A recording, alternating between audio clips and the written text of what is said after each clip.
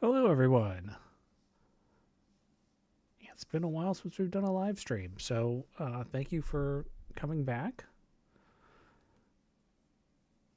I will admit I have been a little rushed this morning. I just got back from dropping my wife at the airport, and I was hoping to have a little more prep time, and I did not. So we're going a little bit by the seat of our pants today. So I had originally planned that we were going to do some community item pack compatibility stuff. I have not done proper prep work to do that today. So we're actually just going to start on looking at the ISDP, looking at some file formats and going through that. And then we're going to pick up community item pack stuff tomorrow. We've also had requests to do some area work, which I think will also be tomorrow. And then also tomorrow or the day after. Depends on how far we get into stuff today and tomorrow. There's also been a request to do BAM work, like making item icons and that sort of thing. So we'll also get to those. Like I said, the schedule's a little open right now. Like I said, I will admit I'm very unprepared today. I literally just got back from the airport like 15 minutes ago. So, and while I did some prep work yesterday, I was planning on having maybe a half hour, an hour today, and I did not have that. So today we're going to talk about.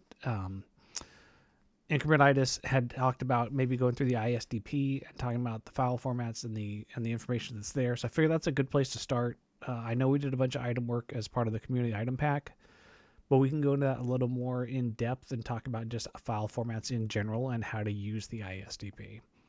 So we'll do that, and I think we'll go as we do it. Like we'll jump back and forth between Near Infinity and the ISDP, so you can kind of see how one relates to the other, and go from there. So, the ISDP it's currently hosted at G3, but the ISDP is pretty much as old as the games themselves. It was started, I believe, it was like the Infinity Engine file formats something project, and then it very shortly morphed into the ISDP. And this was originally a Team BG project. They were one of the very, very first modding groups. Like I think it was like them, like Chosen of Mistra, and then the Yahoo scripting group. I mean, you want to get old, you talk Yahoo scripting group. That's the one that David Gator was in. That's one where like the Ascension project, the ideas for Ascension was from that group. But kind of from the beginning, the ISDP was, if you can imagine, like Baldur's Gate comes out and you've got a bunch of, item files and spell files and 2DAs and IDSs, and you're trying to figure out what everything does. The ISDP was the collection of, we figured out that this is an opcode and this is what it does, or, this bit controls whether or not a fighter can use this item, that sort of thing. So that's how it started.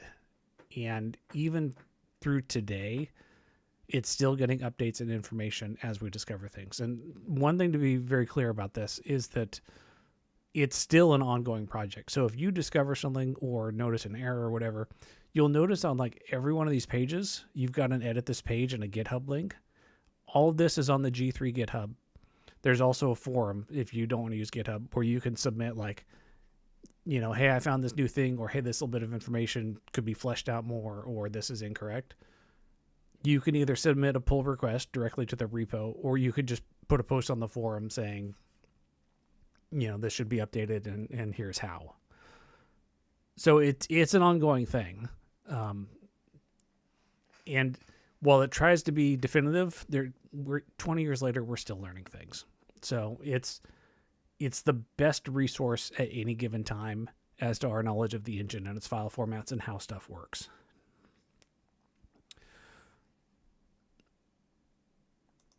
So within it, there's pretty much everything you would, this is your Bible for modding the game. So you have everything from like file formats, what does a creature file look like, including, the creature file, depending on whether you're Baldur's Gate 1 or 2, Icewind Dale, Icewind Dale 2, and I think Planescape is the version 9.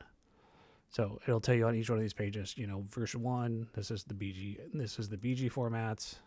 1.2 is Planescape. 2 is for Baldur's Gate 2. Oh, I'm sorry, that was character format. Creature 2.2 is Icewind Dale. So I guess version 9 then is Icewind Dale, I think. Yeah. So, and you know, there are subtle differences. Like if you were to compare these side by side, you'd notice that a great deal of the information is similar in all of these things.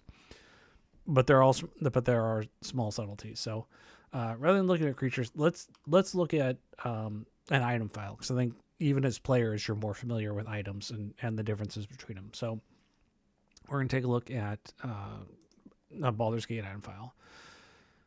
So a lot of this, you can see kind of this came out of the history that the item file format was sussed out by a lot of investigation with hex editors, right? So if you were to look at an item file in a hex editor, this would be how it breaks down, right? You have the red part is the header that's common to all item files, right? Every item file has like, a block that's like, how much does it weigh? How much does it cost? What icons to use? Who can use it?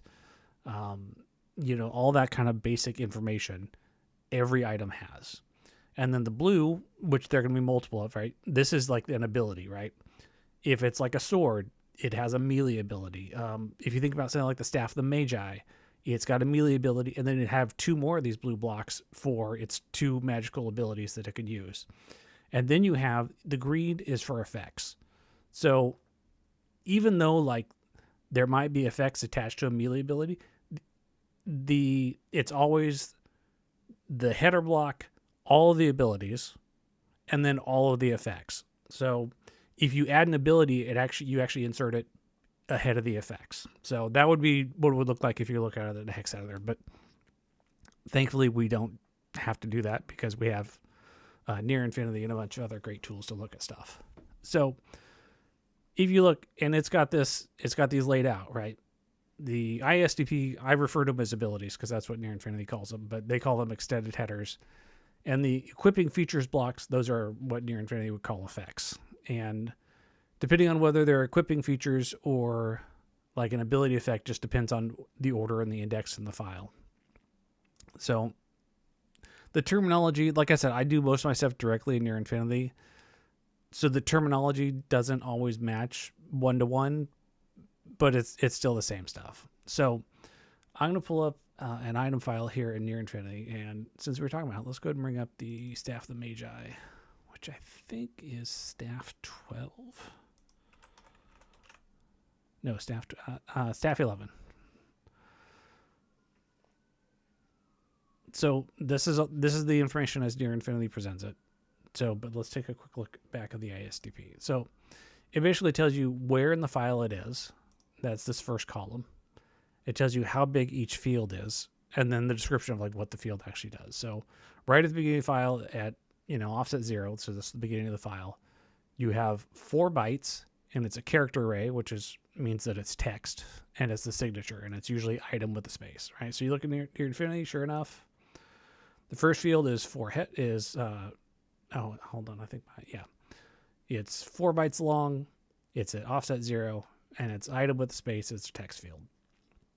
And so you can kind of go through and these fields are 1-to-1. Most of the stuff you don't need to worry about. But the data type and the length is important, because if you were to modify or update these fields, what you use in Waidu to update them depends, right? If it's a character field, that means it's text. That means it's an ASCII field, and you need to use write ASCII to update this field, right? If it's a string ref, that means that this is something referenced in the talk. So unless you know the string ref directly, here you would use say, right? So these are your 2 name fields, right? This is where you like say name 1, Staff of the Magi, and say name 2, Staff of the Magi. Right, so string refs you generally want to say. You can use a write long if you know the string ref already, but for the most part, you're going to use say if it's string ref field. Resref, that means this is like a reference to something else, to like another another resource in the game. Resref is short for resource reference. So these are also ASCII fields. In this case, so at hex offset 10. So we can take a look at near infinity. So in this case, it's blank, which is also fine. But this is for some. If you have an item with charges, and you use up all of the charges, the item will disappear and be replaced with whatever the used up item is. I think the only item that uses this by default, it's either Neb's Nasty Cutter or the Pixie Prick. One of those two has like limited numbers of charges. Yeah, here we go. And you can tell by the prefix I did this for the fix pack. So Neb's Nasty Cutter, it basically it's got a limited number of poison charges, and when those charges are used up, it becomes CD Debdag, which is the same item except now without the poison ability because those charges have been used up. So this is a mechanic that's not utilized very much, but it's there. But the point being is that this is it's an ASCII field. It's again 8 bytes in length. So if you wanted to update this field or change it, you would use write ASCII to do it. And again, if it's blank, that's also fine because that means like when the item is used up, that means it just disappears. So you'll notice a lot of these just have none, which is also acceptable. That just means the field is blank.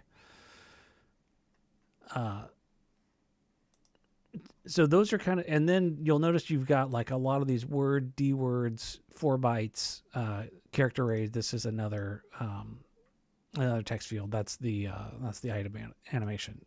And you also see that there are bit masks. So for any of these, if it's a D word or a byte, that means these are numerical values, right? If you were to look at this in a hex, these would just be numbers. So if it's D word, that's basically a fancy way of saying it's 4 bytes, right? So you would use a write long on these fields. If it's 2, it's a 2 byte field, you'd use a write short. If it's 1, if it's 1 byte, you just use a write byte, right? Those are your 3 Waidu commands for editing these kinds of fields. For flags, it's a little more complicated because if you look at these fields, like these are like your basic item flags, right? Is it 2-handed? Can it be dropped? Is it cursed? Is it silver, cold iron, and a couple of other things like toggle. Does it provide critical hit protection or not? This is a bit field. So if you were to do a write long on this entire field and just give it a value, you could be setting or unsetting a bunch of flags you don't want to mess with. So for these, you need to use what are called bitwise operators, which I'll talk about later because they're a little complicated. And even every time I have to use them, I still look up like, how do I detect if it's 2-handed or not? Like I literally go to my tweaks code and be like, oh, that's how I detect if a flag is set or not.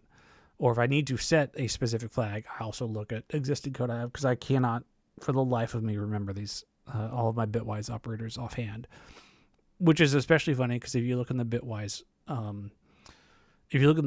operator tutorial in the Waidu documentation itself, I wrote it, and I still can't remember it. So that should tell you how often I use it. But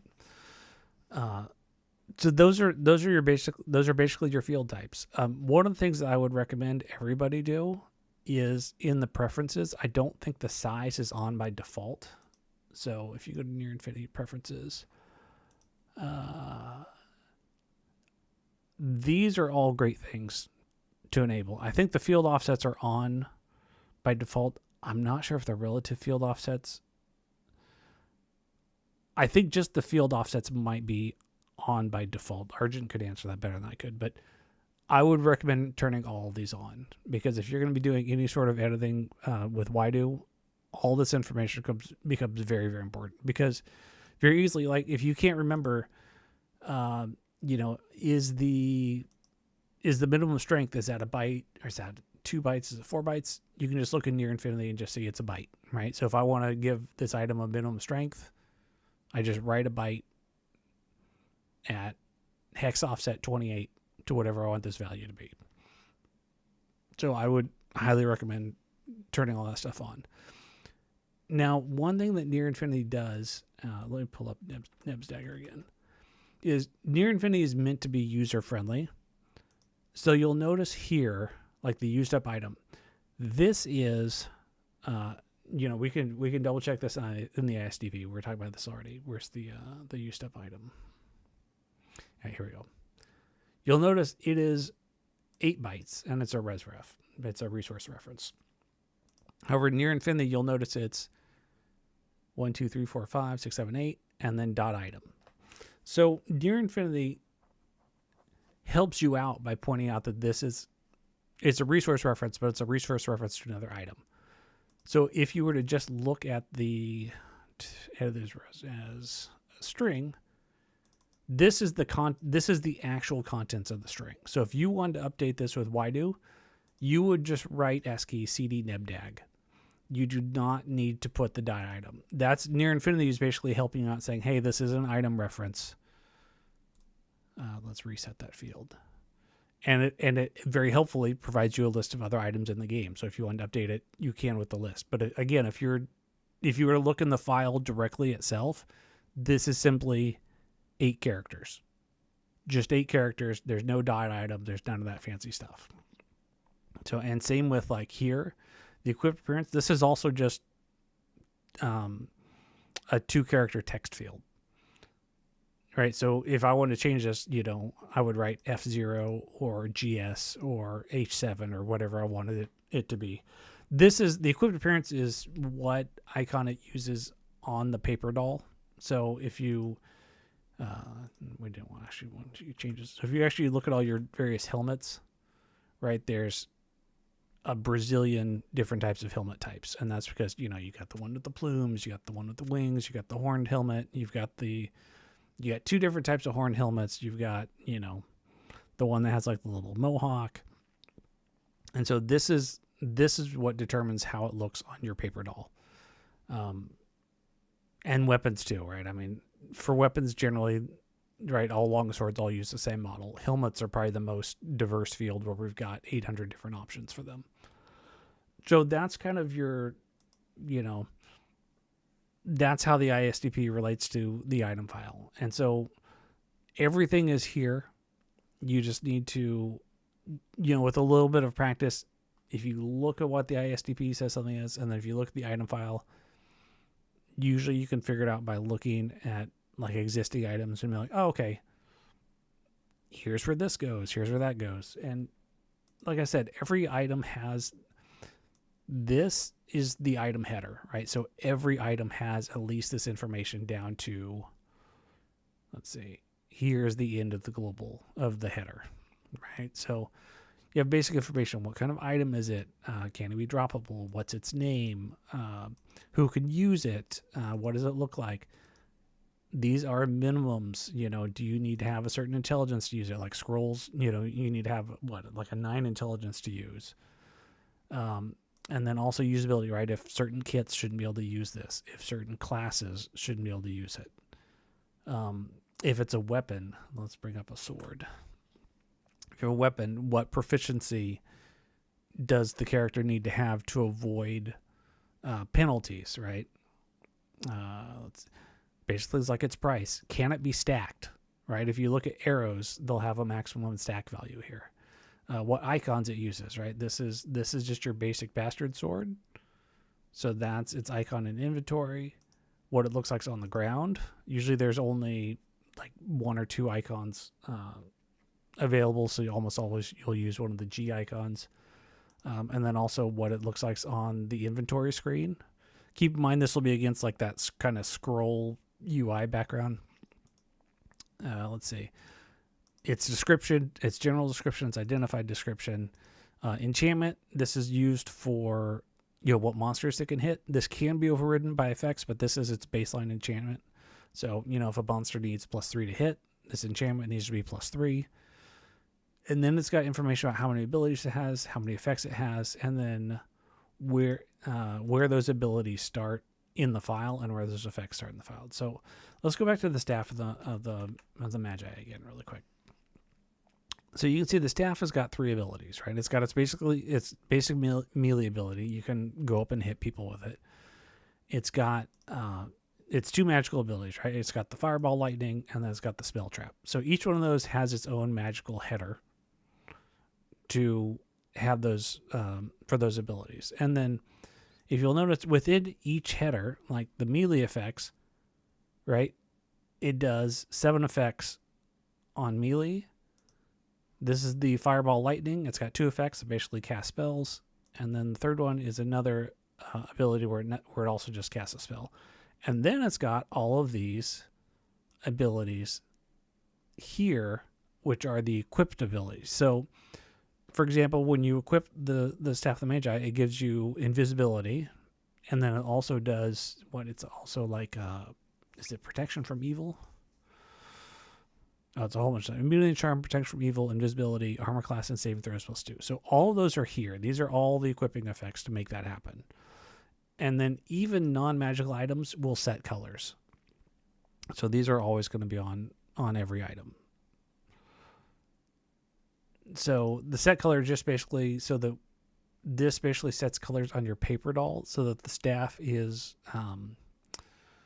will look correctly. Like if you make a staff that's red, you would basically want to change, the grip color, the blade. Basically look at what other colors are being set by similar items. Like if you're making a bastard sword, grab another bastard sword, see what set colors it's using, and then adjust them accordingly for your new item. And then the rest of this is just like, this is stuff like this is all stuff to prevent charm, right? It blocks the stream dominated from here. It blocks, this is the normal animation that plays with charm. It blocks dire charmed and charmed strings. Attack and saving with penalty. This is part of protection from evil. Same with protection from creature type. These are all the save bonuses. It's given +2 to all 5 saves. It's invisibility on equip. And there's our +2 armor class. It's immune. Here's your actual immunity to charm. It provides a little animation when you first equip it to go with, I believe, the invisibility. It displays the string protected from evil. It does the protection from evil portrait icon, and then it blocks. These are all icons that go with being charmed, so these are all blocked. And then also displays the Mind Shield icon to show that you are immune to charm. That's what Mind Shield usually indicates. So these are all the equipping effects. So so-called equipping effects are exactly that. While you have this equipped, these are an effect. And you do that, and you'll notice all these have a timing mode of instant while equipped. And almost all equipping effects need to be this timing mode. If this were to be instead, say, timing permanent, it would mean that when you equip this item, this would be permanently applied to the character. And then even when you took the item away, that effect would still be on the person who had the staff, even though it's no longer there. The few exception to this is, I think we have one here. I thought we had a... Oh, here it is. Yeah, display string. This is one of the very few that you want to do permanently, because display string will just basically, when you first equip it, it'll say protected from evil in the combat log, and then it'll go away. So this is one of the few exceptions where you actually want it to be a permanently timed effect. Otherwise, everything here should just be only while equipped, because you want these effects to stop when the staff is no longer equipped.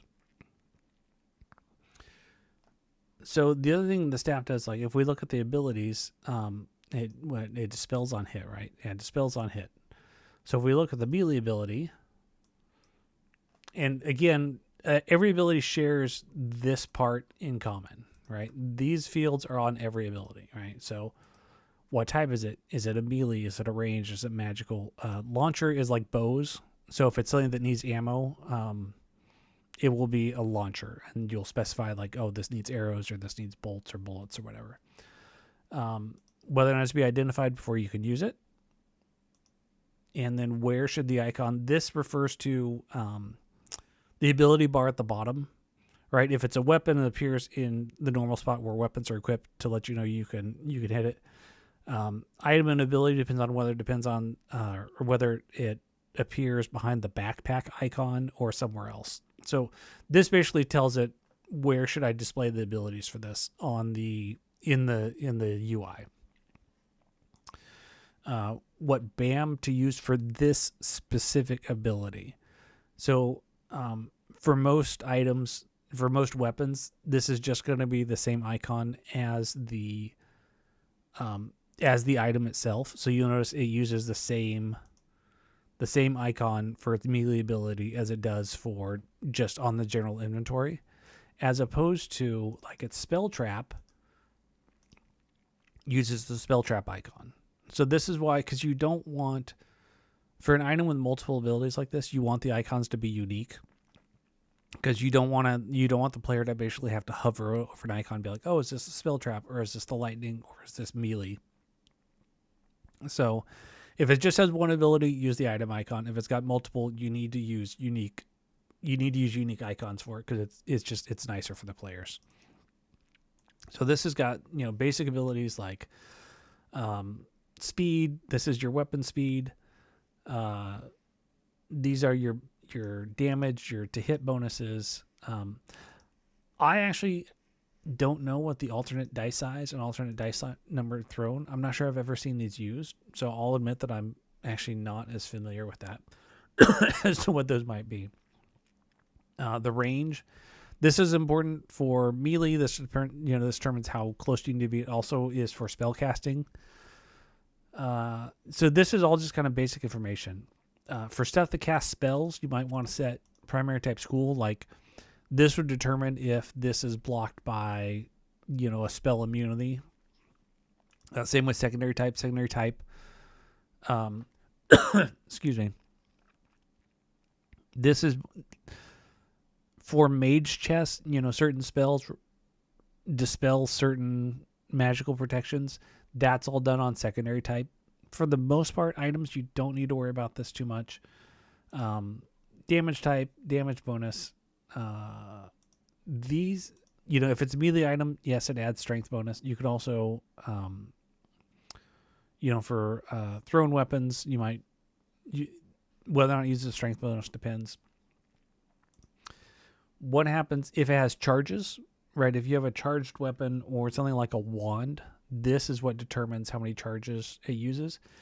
And then what happens when it's out of charges, right? If it's a one time per day item, you would give it one charge and tell it to recharge. If it's Icewind Dale does this, I think, more than Baldur's Gate 2, where you have an item that's like, this has 4 charges and then it's gone forever. In that case, the item would vanish. Or you can tell it to replace with the used up item, like Neb's Dagger.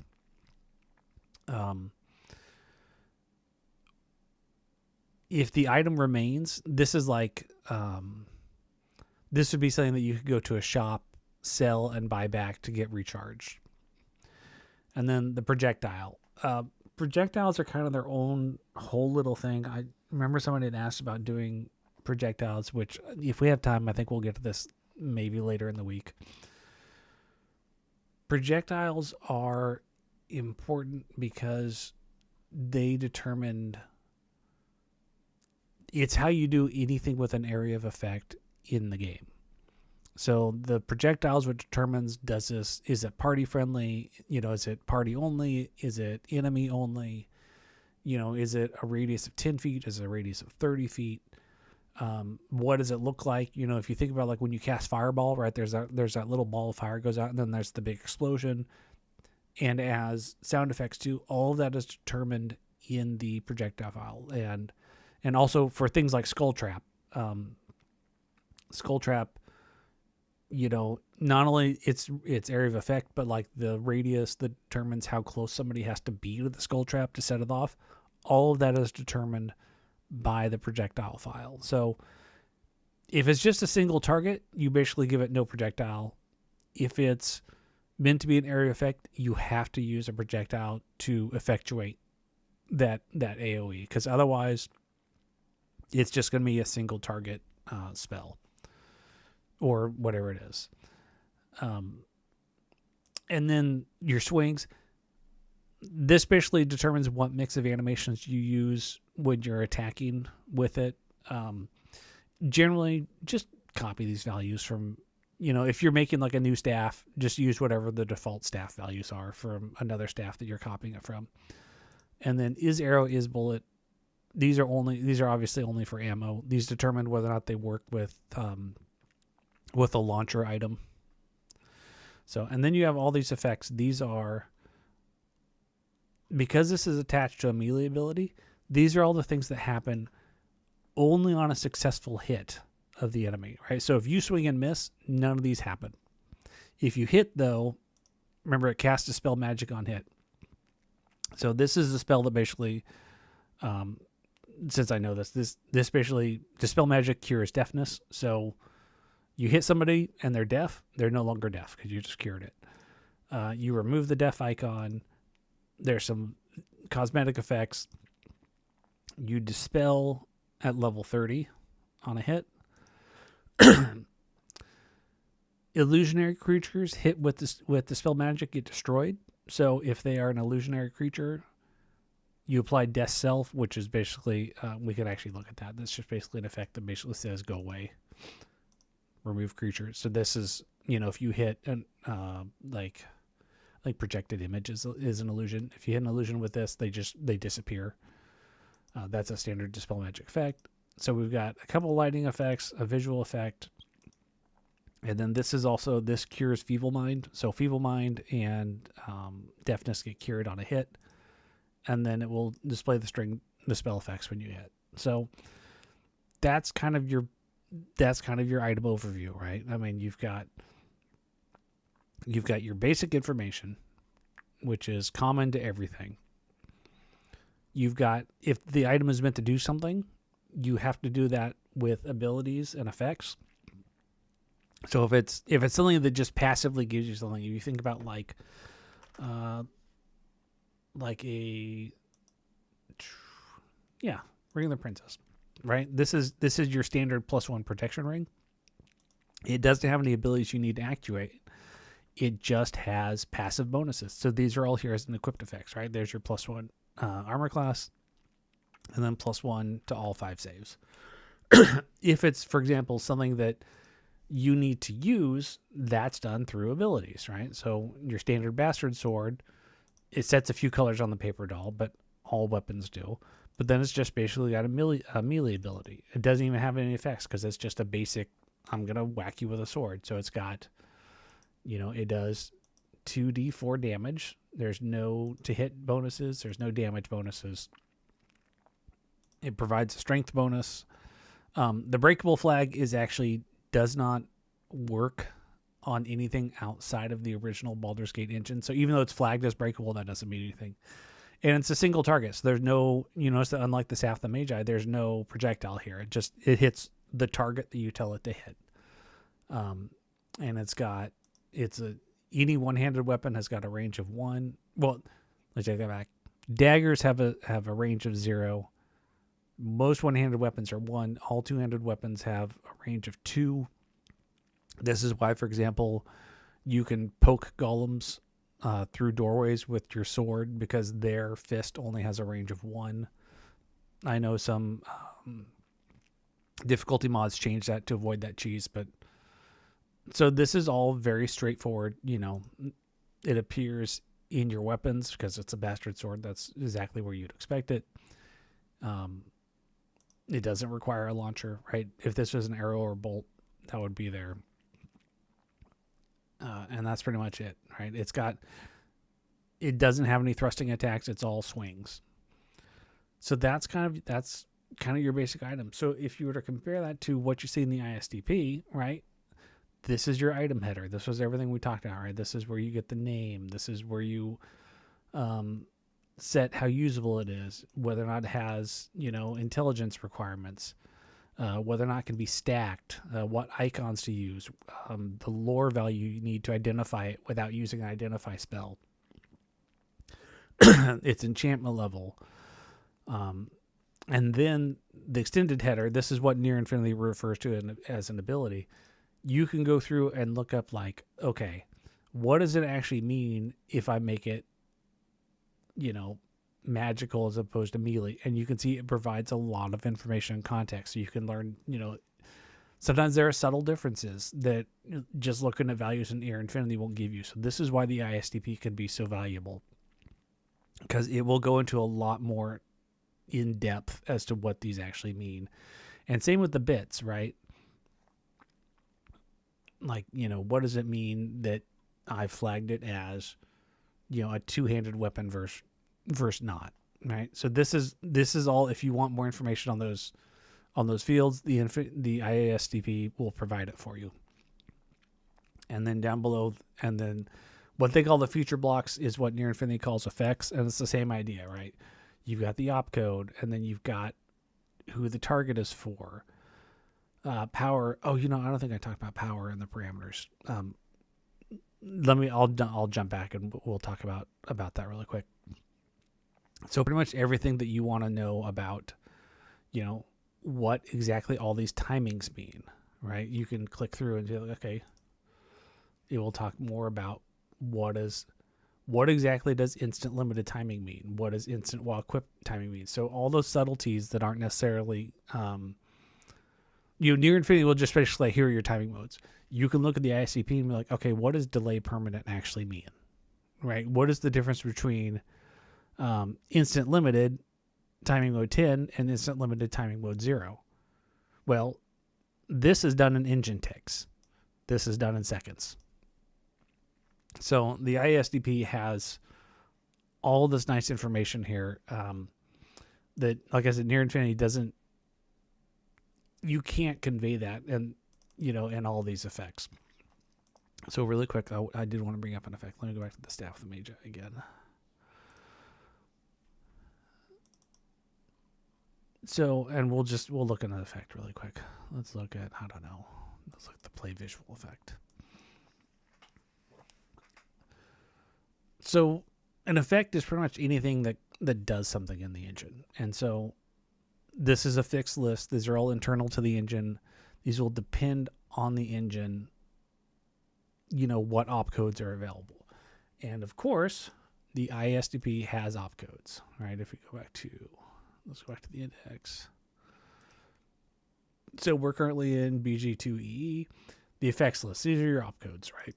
So this is everything that can do something in the engine, all listed with all their details, right? If you want to do a charisma bump, here's everything you could possibly want to know about the opcode and how to apply it, right? You want to provide an armor class bonus, here you go. Here's all the values. Parameter 1's the armor class modifier. Parameter 2's the type. Here are the types of armor class bonuses you can provide. And then notes on each, right? So any opcode, you can come to the ISDP and look up and get way more detail than you could possibly ever want for anything. And this is also a good place to start, like, I have an item that I want it to do whatever, right? One of the first places, and it's something that you've not seen an item do this before in the game. Looking at the opcodes is a good place to realize if it's possible, because the thing is, these are all hard-coded in the engine, right? We can't make new opcodes. This is what we have to work with. Bub has done some amazing things with EEX, and the original TOB EX and its new Afterlife incarnation has done amazing things for OBG2. But this is it, right? I mean, this is what we have to work with. And if it's not here and you can't simulate it with existing effects, you probably can't do it. So this is always a good place. You're like, I have this awesome idea for a spell or an item. Look through the opcodes and first of all, see if there's something that can do what you want it to do. So let's take a quick look at the effect format. Now, effects are the same, whether it's an effect on a creature, whether it's an effect on an item or a spell or an EFF file directly. Effects all have one of two formats, right? This is items and spells use this. This is called the V1 format. This is the shorter format. This is a total of 48 bytes. Like I said, all items and all spells use this.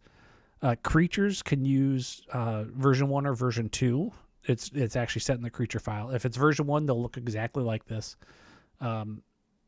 I'll go over this really quickly, and then we'll look at version 2, because that's what EFF files and creatures generally use, but items to spell all use this. This is the very short 48 byte short effect.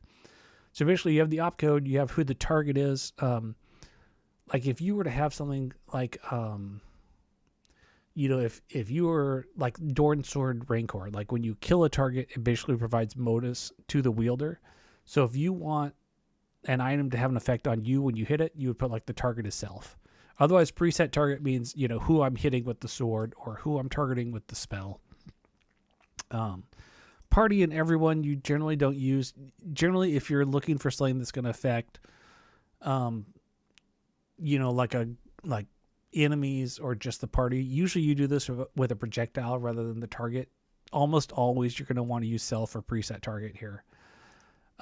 Power. Power is when you see that something is, immune to spells of level 1, or, like liches can't be affected by spells level 1 to 5. What the engine uses internally is the power. So if this was power 1 and somebody was immune to level 1 spells, this effect gets blocked. And this is important because this is why, some certain spells don't act like their spell level. Like a lot of like spell thrust and a lot of like anti-magic spells use power 0. And that's precisely because they're supposed to work despite the target having protections. And you do that by power 0. So whenever something blocks a spell by level, this is what actually gets checked in the engine. Power is what matters. This is normally parameter 1. Visual effect doesn't use parameter 1, so in this case, I just marks as unused. In this case, play visual effect, parameter 2. These are every opcode has 2 parameters in this format. In this case, parameter 1 is not used. Actually, let's change this to armor class, because I think then we could see. Yeah, so you notice when you update the opcode, Near Infinity very helpfully changes these fields for you. So in armor class, like if we want to do a +2 bonus against, everything, or if we want it to be against piercing weapons or crushing, right? I mean, your 2 parameters are what really kind of dial in what your opcode does. So every opcode has at least 2 parameters. Some have 3 or 4.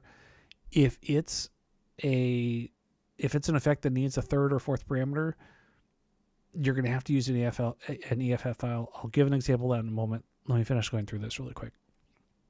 So basically, the opcode and the 2 parameters really dial in what exactly the opcode does. Then you have their timing, right? Is this something that's going to be that permanently affects them? Is this something that's going to be like a limited effect, like when a ghast attacks and they have like that 30-second nauseous effect if you get hit? Here you'd put instant limited, and I want it to last for 30 seconds, right? So that, or if I want it to be permanent, or if it's an equipping effect, right, you use instant while equipped. The delay ones are a little more tricky. Think of a delay more as like you'll see this, like if you cast if you cast invisibility, when it expires, it plays a sound. So you would put that sound under like delay permanent. And then after 300 seconds, when the invisibility would be instant limited for 300 seconds, but then the expiration sound would be delay permanent at 300 seconds. So basically, it doesn't do anything, and then at 300 seconds, it will play that sound. That's what you use something like delay permanent for. The duration, if the timing mode is limited, this is how long it plays. If it's a delay, this is how long until it should start. If it's permanent, this should just be 0. And then the 2 probabilities, these values are backwards. So basically when you get hit by something and their effects, the engine will roll 0 to 99. By convention, people always put 100 here, but it actually only rolls to 99. And, if you want something to happen only 10% of the time, you would change this to 0 to 9 because it's inclusive, because 0 is also a valid roll. So this would be if you wanted to give something a 10% chance to do something. In this case, let's change this back to that visual effect. This is the resource field for some opcodes. They need to, in this case, we're playing a visual effect. So you need to specify which visual effect to play. In this case, it's the little Dispel Magic. Yeah, that little whoosh that plays over the target. And then dice thrown and dice size. If it's damage, these will be dice thrown and dice size. If it's something else, these can be when you see spells that like, sleep, characters under 4 hit dice just fall asleep. This is where you put like, this effect, if they're 5 hit dice or above, this effect doesn't apply. This is how you set those fields, right? If it's just damage, this would be how you, if it does like 1d6 damage, this is where you'd set, 1d6. And then whether or not there's a save, and whether or not there's the save should be, +1 or -1 or whatever, that's all here. Special is a field not used by a lot of stuff. The ISDP will note when there's a use for the special. I think disease, or actually I think sleep. Yeah. Sleep, you'll notice that when you select it, special becomes active in Near Infinity. That's because you can attach a portrait icon directly to the sleep effect. So, if we had a sleep and we wanted to play the sleep icon without having to do a separate effect, we can do it. A handful of opcodes do this. Sleep does. I think disease does as well. You can specify an icon for disease. It's a lot more useful for disease because disease also, like sleep just does sleep. Disease does, you can slow somebody via disease. You can just do damage. So you can do a poison icon with disease. You can do like ability score drain. It's much more important on disease. So this is your basic effect and kind of what everything that means something here. And this is the shorter compact effect. Now, one of the things let me bring this back. I'm going to pull up a summoning spell. And I'm going to show you why in a moment. So let's look at Monster Summoning 1. So you'll notice every one of these monster summoning spells. Now there's an opcode to summon monsters, but you'll notice every one of these instead uses an EFF file. And when you open up the EFF file, here's your summon monsters. Now, why do they run it through? Right? There's no reason why you couldn't just have the spell use opcode 127 directly. Well, the reason why, and this is what I was talking about earlier, monster summoning uses a secondary resource. The secondary resource, you notice we've got parameter 3, we've got parameter 5, we've got resource 2, resource 3. These aren't available in that shorter, compact 48-byte effect that you get on spells and items. You only get these in these bigger 2.0 effect items. And the reason why is because monster summoning, if you don't specify a resource, it will just play that ugly little poof graphic when you summon monsters, like that green poofy cloud that you got in Baldur's Gate 1 when you summon monsters. So actually a better example, let me pull up Gate. Because I think that uses Deep Laner. So let's open up the Cleric version of Gate. You notice once again we're using an EFF file.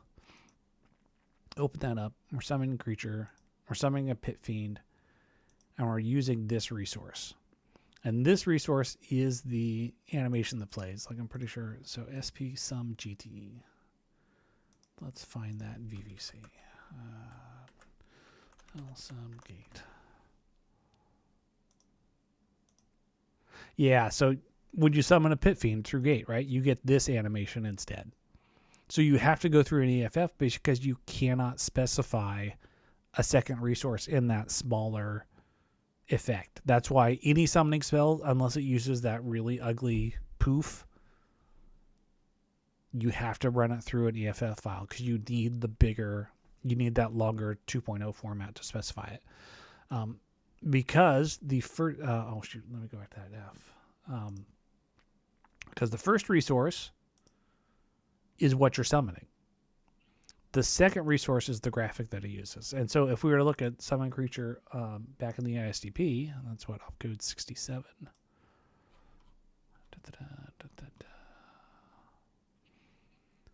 Summon creature, right? So it'll mention in here resource 2 is the VVC or BAM file to be played when the creature is summoned. If you don't specify one, it plays SP Boom. Oh, good. I could just pull that up and just show you how awful it looks. No, okay, it's just a BAM. Yeah, because this was the default for all of this little poof.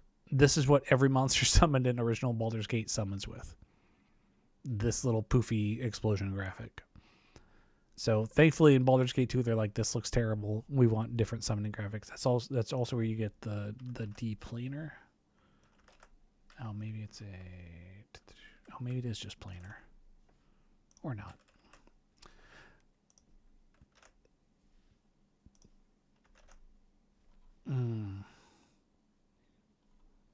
I can't think of the name of the VVC offhand. I think this is just your generic monster summoning. Yeah, okay. So, okay, I'm sorry, I'm wandering way off topic here. The point was that if you need to use those extended, if you need to use second resource or, parameters 3 and 4, very few opcodes need them. I went to summons because I know I've dealt with this a couple times. You have to use an EFF for them because of that. For the most part, though, that 48 bytes is more than sufficient for anything, and it's going to be what you're using most often because it's what items and spells use by default. Like I said, creatures can use any. So let's not area files. I'm sorry. Let's pull up. So let's pull up a version of Airy. So if you'll notice here in the creature file, this determines whether they use that shorter, the version 1 that items and spell use, or the longer version, the version 2 that EFLs use. Because you notice if we come down to Airy's effects, for creatures, most of the time the effects are just for their weapons proficiencies. So she's got the biggest, she's got a single point in clubs. And this is that longer. You'll notice this isn't that 48 bytes. This is the substantially longer version 2 effect.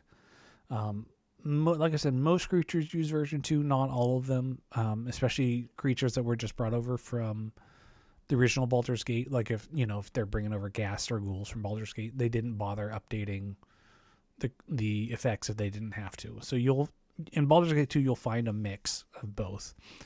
The good news is if you're using Waidu to alter or clone, if you're using like the alter or clone or delete effect macros, it doesn't care. It figures that out for you. It will determine whether or not it's using version 1 or version 2 and handle that for you. So for the most part, for most folks, this is going to have very little practical effect on your modding. But just be aware that if you're in the ISDP and it says like you need to use resource 2, and you're looking at your item and you're like, I have one resource field, that is why, because there's that bigger effect field that's available in EFF version 2. So I think this is a good spot for a break. I know that was a lot of item stuff to throw at you. We're going to take a quick break, and then let's come back and talk about spells, because they're very similar to items. So they're like a natural segue for this. We'll use the ISDP a little bit more for that. And then I think after spells, we can just kind of go through a few more item types fairly quickly. Like I said, we have a request to do area files, which I'm going to do either tomorrow, maybe Thursday might be the area day, because I think tomorrow I'd like to come back to the community item pack and cover that. But let's take a quick break, and then we'll come back and tackle spells.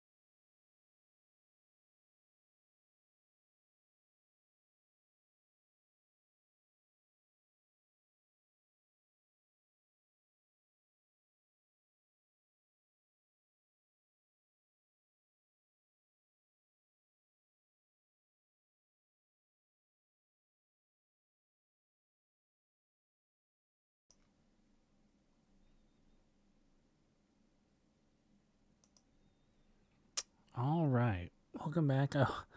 I hope Incrementus has managed to get his tea or not. If not, I will just remind everybody that one of the things I love about YouTube live streams is that you can pause them and rewind. So if he comes back and I'm in the middle of talking about this, you could jump back.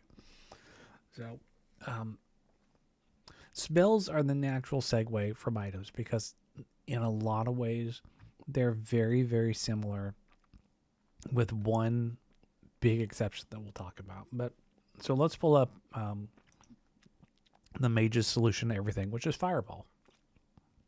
Now, if you look at the ISDP, you're going to see there's a ton of similarities. So let's forget the item file format. Let's go back to spells. You've got a spell header, you've got abilities, and then you've got effects, right? And if you look at these fields, a lot of these are going to look very similar to what we just talked about with items. You know, you've got your basic information, you know, it's version, its signature, string references for its name. It's got, instead of a used up item, it's got a casting sound, right? This is the sound that plays when you cast Fireball. It's got flags specific to spells. You know, for items, this field was like, you know, is it two-handed? Does it provide critical hit protection? For spells, it's like, does it break Sanctuary? If you hit it, if a target gets hit with it, like a blue circle, like a commoner, will they turn hostile? Right? Do they consider the spell an attack? You know, something like Bless is not hostile, it doesn't break Sanctuary. Fireball obviously does and should. Spell type, usually you can see your options here, whether it's Wizard or Priest, it's Innate or a Bard Song. Generally the ones that matter here are Wizard or Priest. The big one about Wizard is that this is whether or not this is what the Cowled Wizards use to detect exclusion flags. You know, for Arcane, you know, enchanters can't learn Fireball and stuff like casting animation, school. Secondary type is a little bit, actually matters for spells, because certain things like if you look at Breach, how Breach works is Breach basically Breach will get rid of anything that uses, I think it's combat protections as its item type. So that's why, you know, Breach works against Stone Skins, because Stone Skins is a combat protection. Spell level, its icon. Every spell has a series of 3 icons. You know, spell, you got A, B, and C. The A icon is the item. So this is like the spell scroll. The B icon is the one with the stone background that's used on the UI. And then the C is the version that appears in the spell book. So this is what, when you open up your spell book, this gets put against like that part, that you know, brown parchment background. So every spell generally you make 3 icons for. Then same thing, you got the spell description. The identified description isn't really used for spells. Everything, they just have the description. And then they don't need a description image because, again, it's a spell. And then same thing, how many abilities it has, how many effects it has. Now, the major difference between spells and items. For an item, you have one ability for everything that it can do, right? Staff of the Magi had one ability for its melee attack, a second ability for its fireball lightning attack, and then a third ability for its spell trap. You know, if you look at something like the Fire True Throwing Dagger, it would have 2 abilities, one for its melee attack, one for its ranged attack. If you looked at like Ring of the Princes, it has 0 abilities because everything is a passive ability. So you would have one ability per thing that you can, it's essentially one ability for everything that you can do with that item. For spells only do one thing, but you'll notice like Fireball has multiple headers. And the reason why is because if a spell does different things at different levels, in this case, Fireball does more damage as the caster level goes up, you need a header for every level where it changes. So just looking really quick, you can see that you've got minimum level here. So depending on the caster, right? If I cast it at level 8, these are the effects that happen. if I cast it at level 6, these are the effects that happen. And these are exclusive for one another, right? You only get one of these.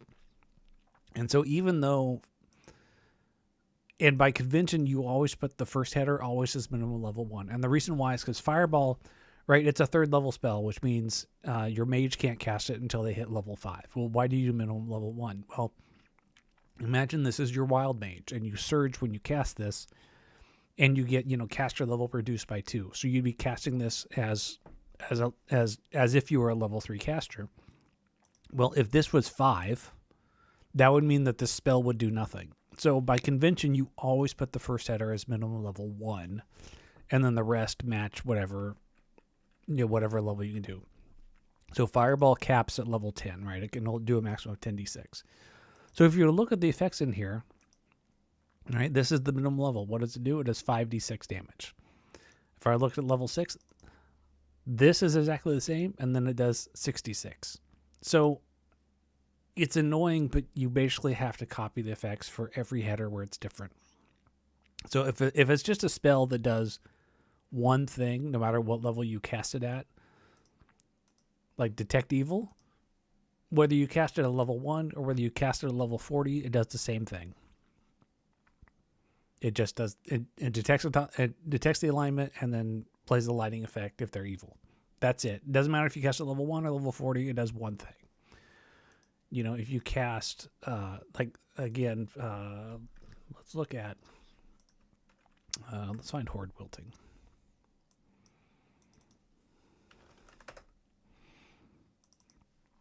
Horde Wilting, it does an extra dice of damage every level, but you can't cast it until you're level 17. So until you're level 16. So you've got the minimum level header 1, which basically covers 16 or below, and then 17, 18, 19, 20.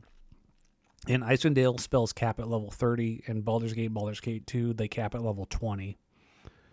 So you may need to adjust how many headers you use, but same thing, right? If you look in here, the only thing that's different on all these headers is the damage and how much damage it does. Right, 17d8. This will do 19d8, and that's it.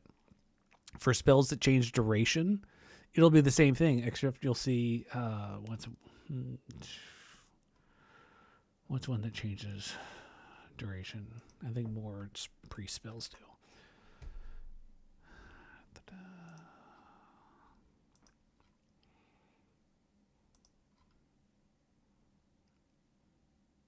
Of course, I can't find one offhand. All right, let me find something with more than one ability.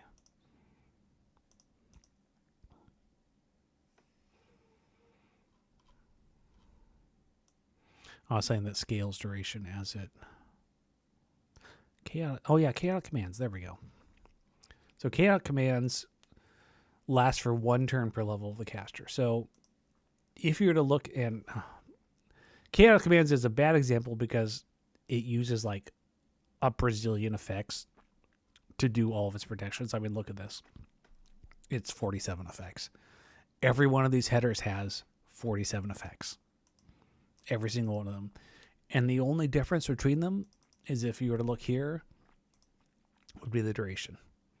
All these last 540, all these last 9 turns. So that all these have duration of 540. If you go to the next level, the duration is 1 turn up. So it's the exact same durations, except now they're 10 turns. So it's a little bit of an obnoxious system when you're just talking about durations, but that's how the engine's set up, and that's how we have to do it. Now, Icewind Dale 2, to their credit, the developers got tired of doing this kind of stuff.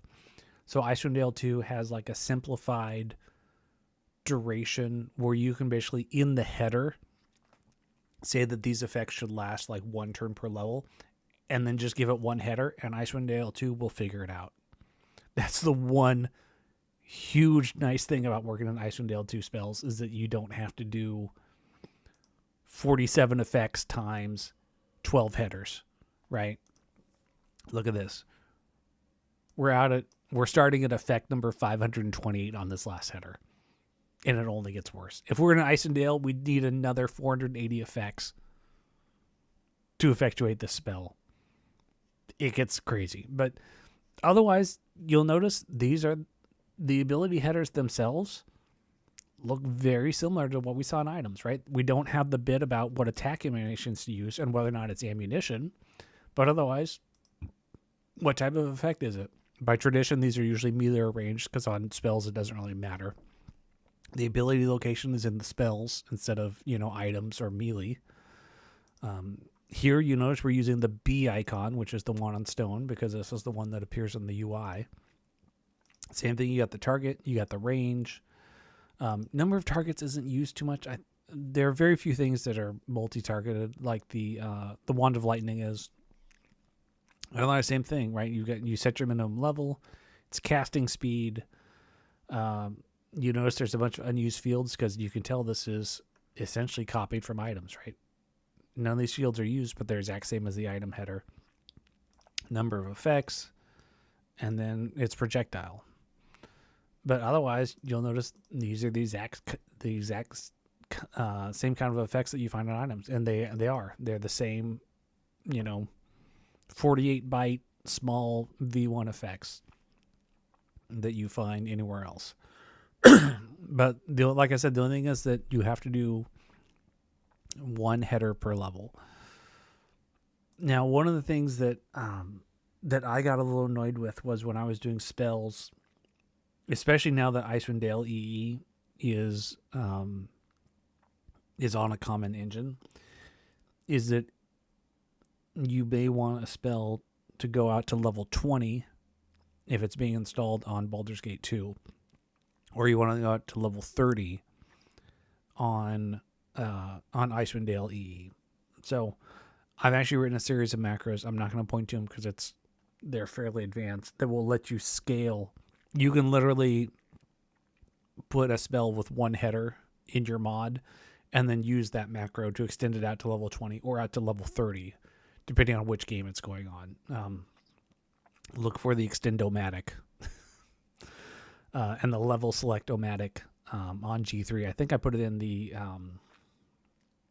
semi-useful why do macro thread. If not, you can also look in Spell 50, because that's what I use to scale spells arbitrarily. Because,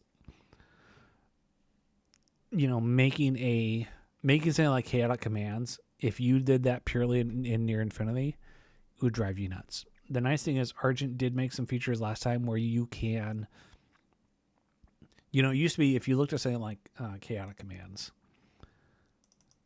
and let's say, oh shoot, let me bring that back up. Now I can be like, okay, I want to change this to, I don't know, let's say an extra 5 seconds. Argent added this where I can now apply this to all of the substructures. This is something Argent literally just added in the last couple of versions. Before this, if I wanted to change this duration, I would have to go through all 48 of these effects and edit that manually, which sucked. It sucked a lot. With Waidu, the nice thing is with Alter Effect, you could do this in 2 lines of code, but it's one of the reasons why there are limitations, and there are going to be times when you run into stuff like this in near infinity and you're just like, why? This sucks. It's easier to do this programmatically with Waidu. But just keep in mind. But that's how spells work. Essentially, you have to have anything that where the effects are different per level, be it duration. Duration or damage are the big ones, but there's also stone skin, right? You get different numbers of skins depending on what level you cast that. Like the duration is the same, just the skins change. So anything that changes, let me go ahead and bring that up too, so we can look. Let's look at the actual mage one. So these are all exactly the same except for Skills is going to give you a different number of skins per level. And that's it. Otherwise, their duration is the same. Their effects are the same. The visual effect they play on you and the color change, those are all the same. The only thing that changes is that, here we can actually just see it directly. So you can look, there's the skins 5, 3, 4, 5, 6. And the other thing too is this also doesn't have to be every level, right? If you notice, the minimum level you get 1 skin every 2 levels. So you cast this at level 8, you get 4 skins.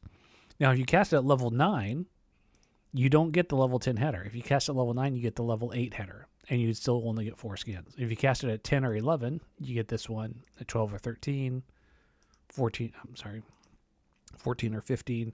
So you only need to do it where the effects change, because otherwise it will find the lowest minimum it can.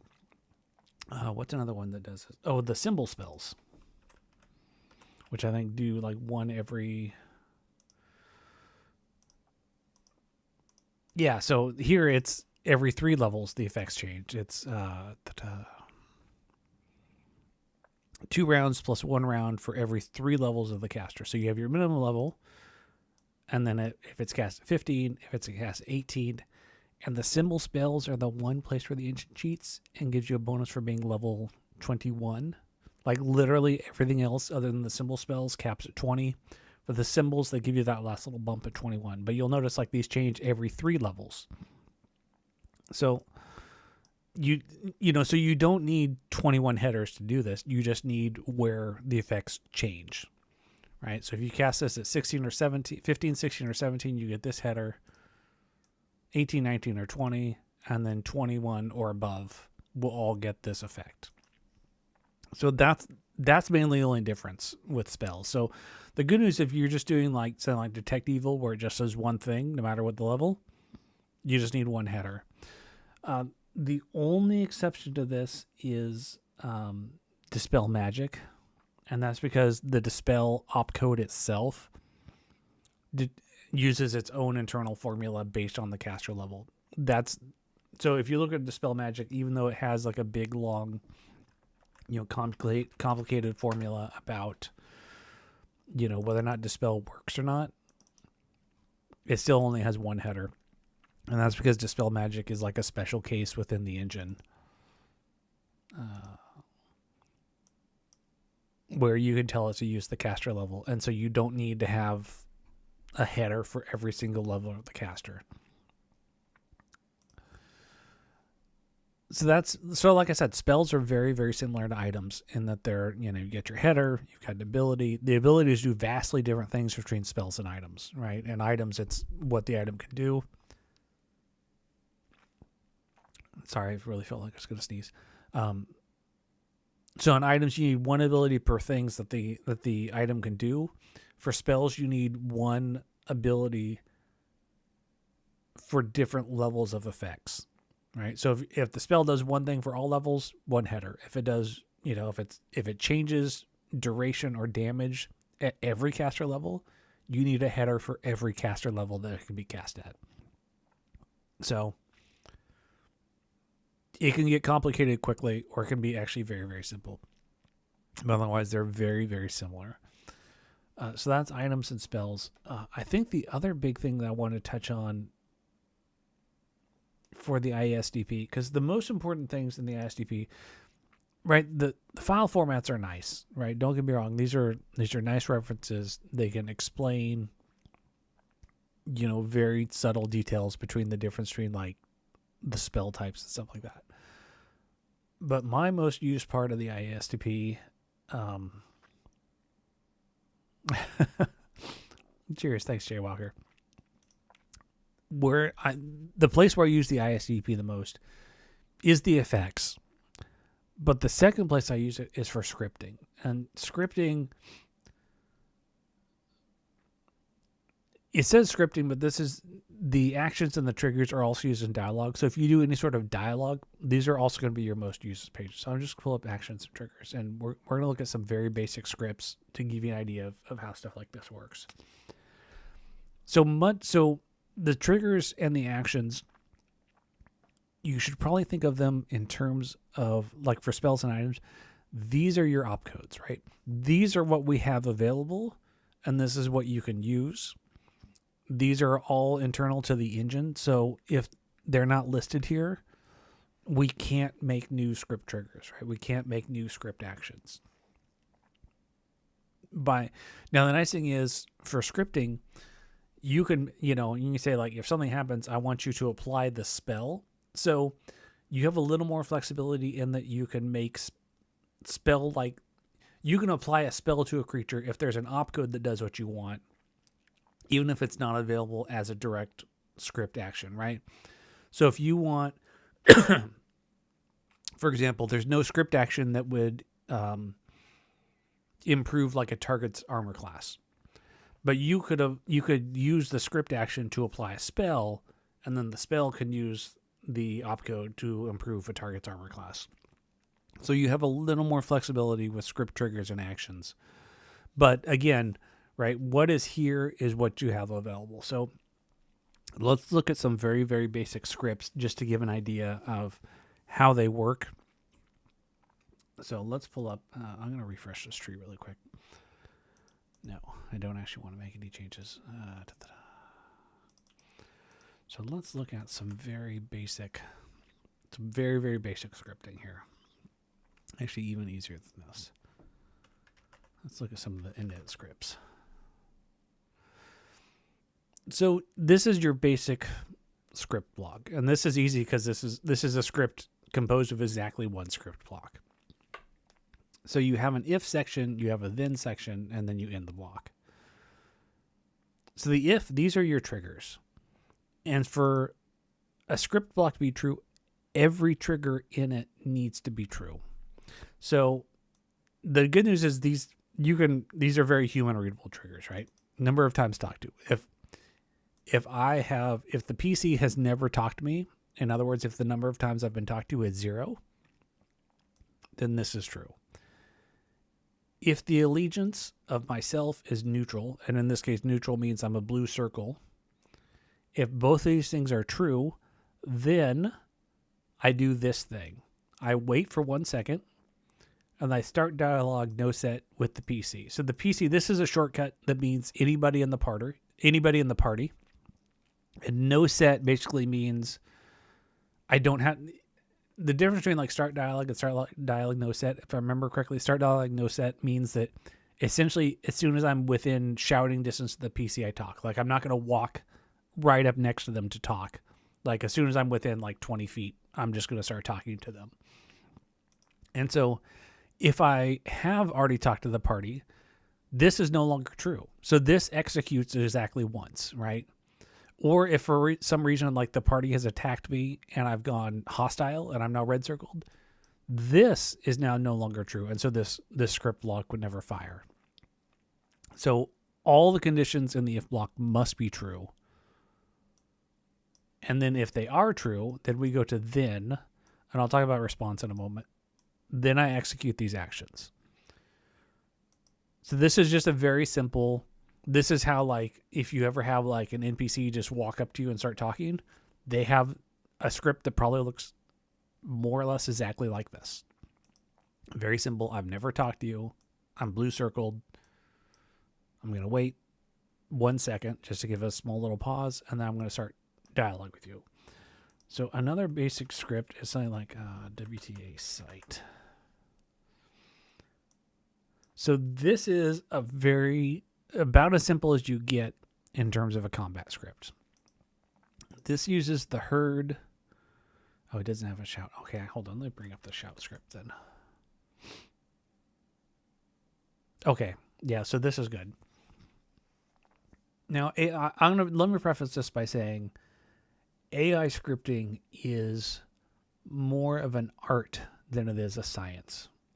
And so if you look through the game's AI scripts, there's a reason why mods like Sword Coast Stratagems are exceptionally popular, and it's because the vanilla AI is very limited, and pulling off intelligent, well-done AI is very difficult. And so if you ever look at a scripting guide, right, the how to do scripting is like 10% of it. And then like how to make your enemies act intelligent is like 90% of it, because that's the really, there's all sorts of subtleties about, who to target, how to target, using a meaningful response, right? Like if I just have a sword, don't attack somebody who's protected from normal weapons, And so if you look at like advanced AI scripting, if you like, God forbid, look at like Sword Coast Stratagem scripting, the trigger blocks are going to be like 80 conditions. And then the response blocks are going to be, 14 different things, including multiple response blocks, which, again, I'll get to in just a moment. But we're looking at the most very, very basic of AI scripting. So in case you're wondering, like, why isn't this doing anything exceptional? Because we're very intentionally looking at very, very basic stuff. But one of the bedrocks of AI scripting is what's called the shout system. So you'll notice here, our very first block is, if I'm attacked by good cutoff, this is a shortcut for like the party or its summons or its familiar, right? So if I'm attacked by the party or one of the allies, default means if they do any sort of damage, right? So if I'm attacked by the party and I'm neutral, I'm going to turn hostile, and then I'm also going to shout, and I'm going to shout number 99. Now, the actual number here doesn't matter. Well, okay, let's see that. The number is arbitrary, but you'll notice that herd also uses 99. So in this case, I'm going to shout 99, and I'm going to turn hostile. Now, there's also this block of, like if you attack a commoner, they're going to shout 99. All the other commoners are going to hear somebody shout 99. They're also going to go hostile. So if you ever notice, like when you attack somebody, in the middle of the copper coronet, and like if you attack, a commoner in there and the entire place goes hostile, that's because they're shouting and other people are hearing that shout and then using that to go hostile. So this is a very simple shout and response script, because same thing, right? I get attacked by somebody, I turn hostile, but then I also shout, and then somebody else hears that shout, says, hey, I'm also blue. In this case, not innocent means that this would be like a guard. So if I'm a guard, then I'm going to turn hostile. I'm also going to move to the person I just heard shouting, and then I'm going to do shout 57, which is something else, which is a different shout, which you can see there's another response down here. Now, this is if I'm not an innocent. So this would be like a guard. Now, if I am an innocent, if I'm another commoner, then this is not true. And then this would happen. So I heard 99. I'm blue. I just turned hostile. Now, unlike the guard, I'm not moving to the source of the shout. Right? And in fact, commoners will actually have a secondary script that is, if they have turned hostile, they'll run away from the party. That's not in this particular script, but the main thing is that if they're not an innocent, they're not moving to the source of the shout, right? So if you attack a commoner in the copper coronet, the guards are going to hear them shouting, and the guards are then going to move to the person who shouted. So this is like as simple as shout scripts get.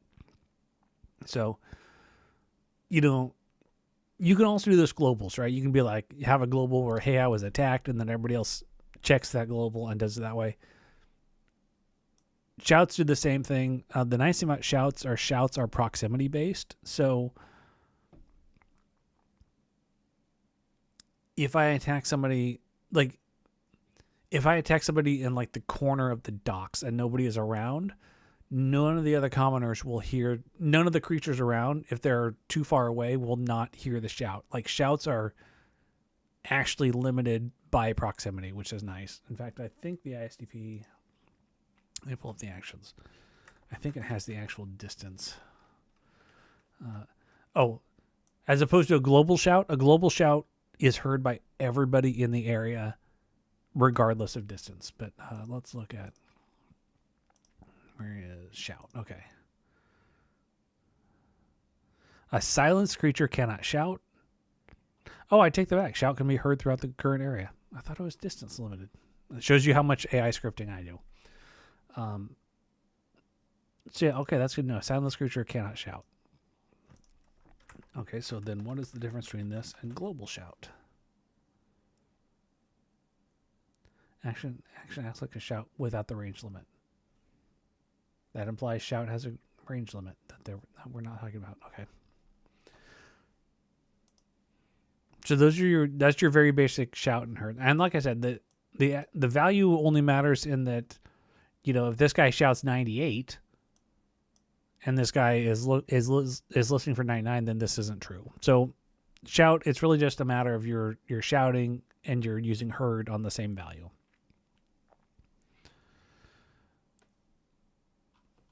So that's a very basic shout scripting. And then for a basic attack script, let's go to like WTA site. This is like your generic. This is your generic. Again, you notice we're using shouts. You know, so this is like if somebody is being attacked, but it's outside of my visual distance and I can still hear them, then I'm going to start moving towards combat. Now I'm going to move to the object who is the nearest enemy of myself. If I'm attacked by the party and I'm not already enemy, which means I'm red circled, then I'm going to turn red circled. If my action list is empty, this means like if I'm not already doing something else, excuse me, if I'm not already doing something else and I can see an enemy, then I'm going to go attack them. So attack reevaluate just basically means I'm going to go attack them for 30 AI ticks and then check again to see if there's something else I should be doing. Attack reevaluate, I know Bub has done a really good write-up that it behaves a little weirdly in how you don't expect. So just as an aside, attack reevaluate can be a little flaky and maybe not behave quite how you think it will. And then same thing, if my action list is empty and I'm attacked by somebody, attack them back, right? This is about as basic as you can get in terms of, you know, I'm attacked, so I should do something. Because without the scripting, if you attack somebody, they just stand there. Right? I mean, this is about as WTA site is about as simple as it gets in terms of I've been attacked, I want to fight back. There's also so WT run BE, this or something similar are used by commoners. And it's basically like if I see an enemy, I'm running away from them. Right? I'm not fighting back, I'm leaving. Right? So this is the type of script you would give a commoner, right? They want nothing to do with this. They're leaving. If I'm attacked, I'm shouting, I'm turning hostile, and then again, I'm running away. If I heard anybody else make this 5 shout and I'm blue, I'm turning red. And then because I'm now red, I'm once again running away from whatever the source of this is. And then if I'm attacked, I'm also running away. So these are your very basic, again, right? If this is true, then do this. If this is true, then do this. And again, the critical takeaway is everything in the if condition has to be true. Has to be. If any one of these is false, that means this block itself is false, and then this block is skipped. Oh, and I should have done this earlier. I feel a little silly. Okay. How scripts are parsed is that if we let's just pull up a creature here really quick. Let's pull up I don't know. Let's pull up Ares since she's at the top of the list. There are 5 script levels that every creature has. Override script, class, race, general, default. The names don't actually matter so much. What matters is they have 5 possible. Every creature has 5 possible scripts that they can use, and they are processed in order from top to bottom. So if you were to look at what Ares is going to be doing at any given moment, so the engine says, all right, hey, it's time to check scripts. I'm going to go through Ares.bcs, and I'm going to go through every one of these blocks until I find something that's true. And if I find, if this is true, then I do this. And then I say, all right, good job. Area is done for this script pass. We're done. And then next script pass, it starts over again from once again the top of the override. So let's say this time it goes through all of these conditions, all the scriptive variables, and says, hey, nothing here is true. All right, there's nothing in area. Let's check shout inv. Is anything here true? Nothing here is true. Okay, all right, let's move on to area X. Is any of this true? If this is true, then do it. If it doesn't, then I keep going. So the order of scripts is very, very important. The order within scripts is also very, very important, because the stuff that's at the top of the script is more important and gets priority. This is why, for example, in Why Do you can extend top and extend bottom. And the reason why is because if it's something critical that you're adding to a script that must take precedence over other things in the script, you want to extend it to the top. If it's something that can just be executed whenever it's true, like if it's, you want Aerie to remind you to do a quest or whatever, right? That's not critical, right? You don't want something like that to interrupt AI or combat scripting. That you extend bottom, because you want it to fire, but you don't want it to fire ahead of, Aerie's being attacked and you want her to fight back. So for scripting, like I said, like the script order matters, and then within the script, it matters too. One thing that I touched on that I didn't talk about was, let's pull up a mage script. Let me see if I can find something with a multiple response. These are all boring. Let's see. I'm hoping to find something with a multi-response. I think some of the dragons do. Yeah, here we go. Okay. So this is the... let's pull up Dragon Red really quick. So here we go. This is for Craig's script. Oh, good. And this also gives us a chance to talk about continue too. So this is the generic Red Dragon combat script. So this would be like what Fur Crag uses, for example. And so this is his timer. He uses Wing Buffet every so often. And so this is the block to trigger the Wing Buffet. And so basically, if it's time to do Dragon Breath, if this timer is expired, if I can see an enemy, if they're within 11 feet, and this variable is 0, you notice it gets set to 1 if he does it. If all this is true, then we go to the response blocks. Now, in this case, there are 2 response blocks. And this is where these response values matter, because these are weights. Essentially, in this case, you got a response of 100 to 160. The engine essentially rolls picks a random number between 1 and 160. If it's 1 to 100, it goes here. If it's 101 to 160, it goes here. So the actual values of the response, like if it's just a 1 block like this literally doesn't matter, because this is always going to be the response, because there's only 1 response block. In this case, we're basically saying,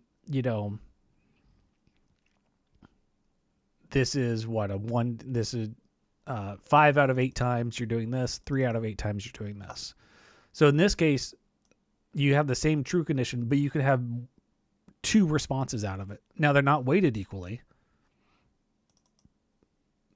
but you could have multiple responses. So this is how you can mix up AI scripting, right? If I'm attacked, I can do different things as a response. So in this case, it's just to mix up his AI a little bit. So most of the time, he's going to respond by doing his Wing Buffet.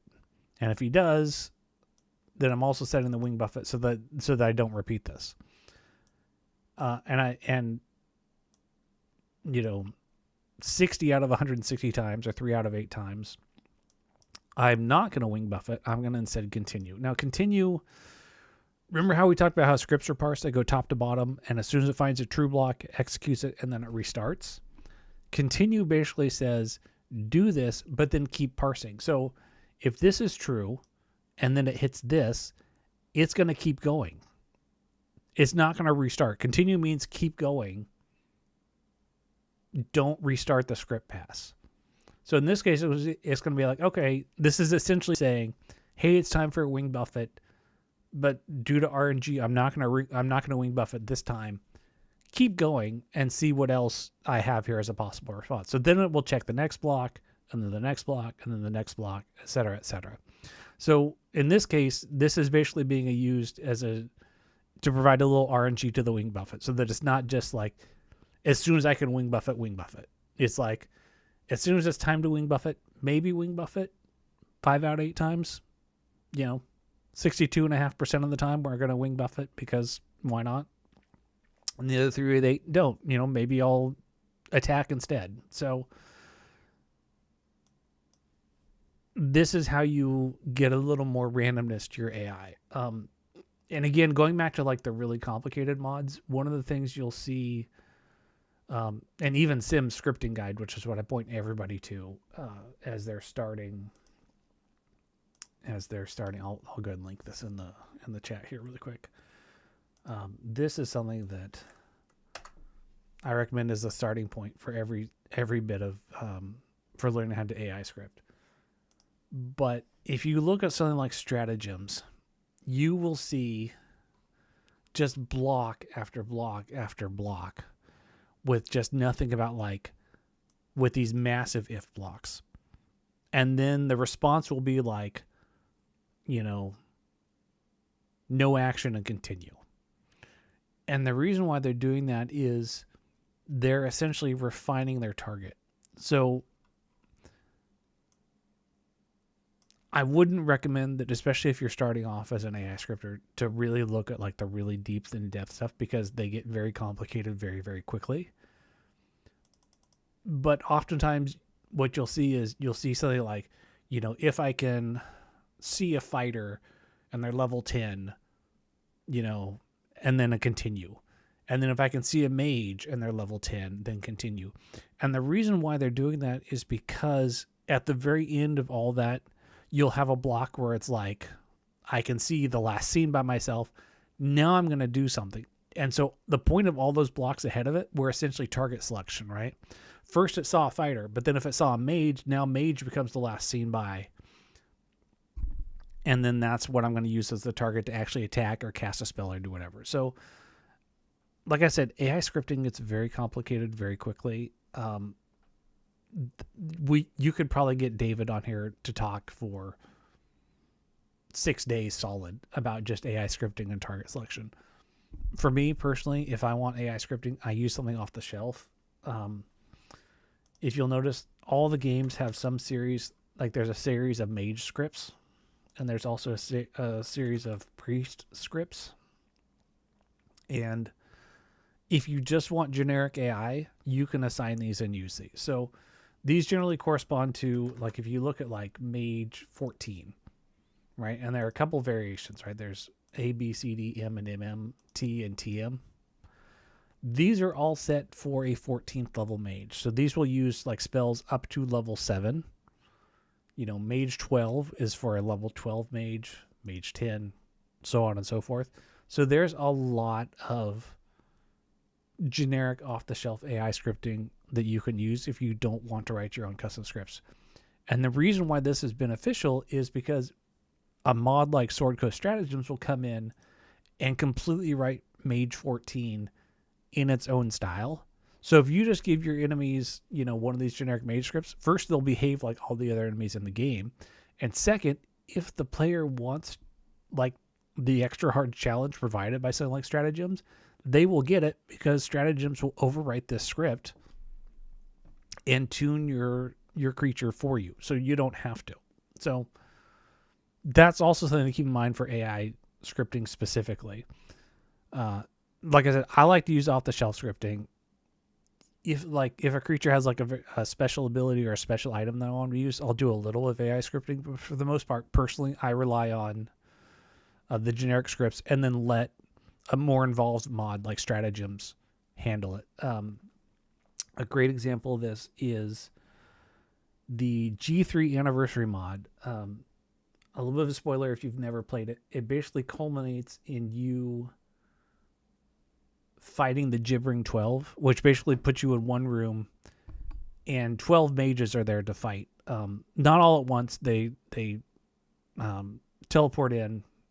I think it starts with 4 and then the other 8 teleport in over the next 10 rounds. It's not, it's not meant to be a really challenging fight. I mean, yeah, they're mages, but they're staggered to give you a good handle on being able to handle them. And they're not, they're using generic vanilla AI. So it's not like you show up and get 12 horde wiltings to the face, right? But with Stratagems, you get 12 Horde Wieldings to the face because they're all using generic mage scripts. So all of a sudden, this 12 mage fight becomes awful because they're all very, very intelligent, high-level mages who will use every trick in the book to murder you efficiently and quickly. So that's personally why I like using the off-the-shelf mage scripts, because it's going to make your AI fit in with the rest of the game, but it's also going to let the player ramp it up with a difficulty mod. So, and again, it's just, I've never played the games for the difficulty, so having like the uber challenge mage that's going to, make you reload 47 times is not something that interests me, and it's not who I mod for. So, but by using generic mage scripts, the players who want that will still get it. So that's at least my 2 cents on that.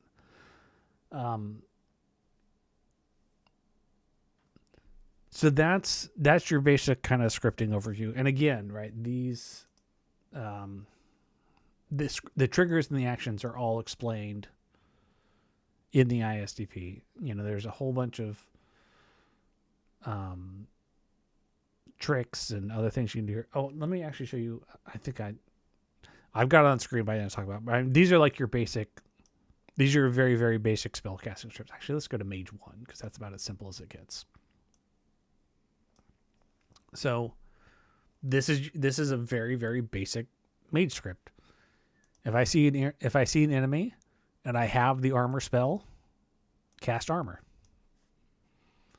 If I see an enemy and I have magic missile, cast magic missile on them.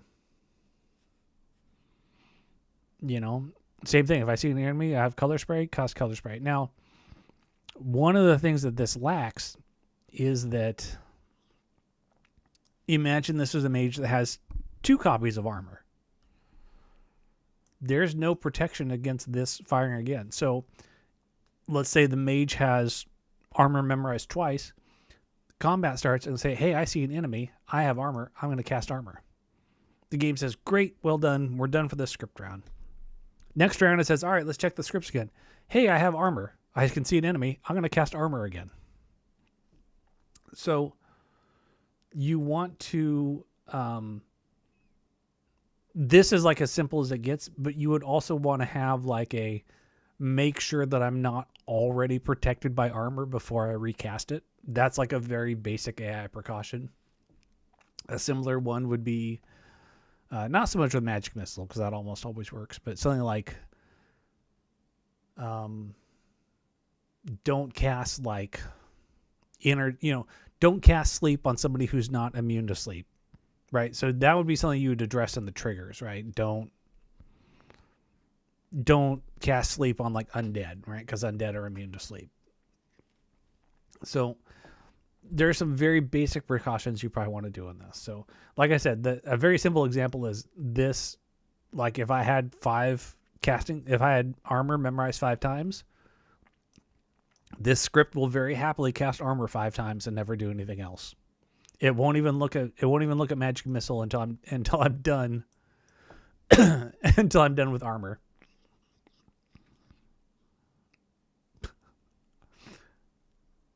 I don't know who Uncle Charles is.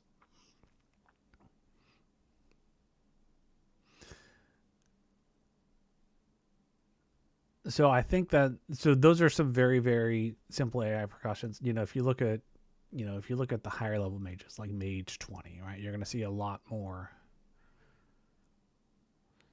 In this case, and the other thing too is there's multiple ways to do spells, right? Apply spell, there's force spell, there's apply spell. All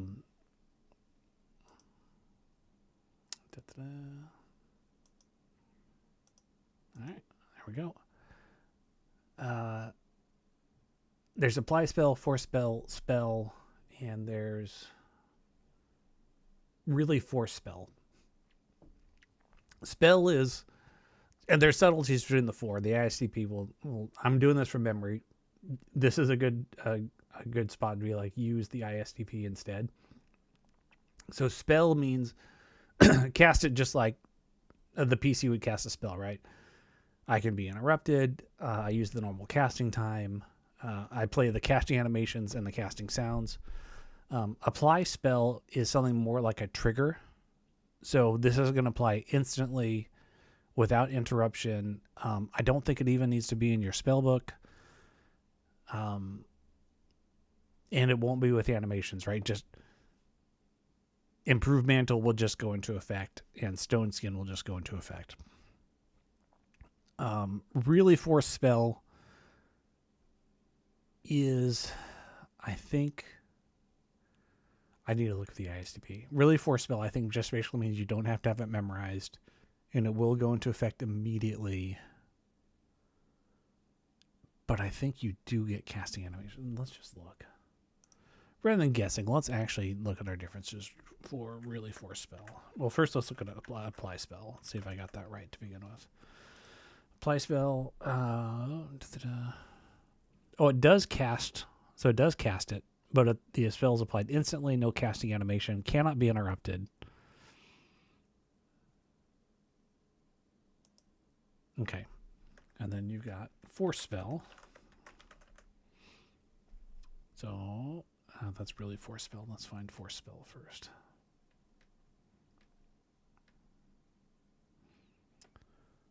Force spell.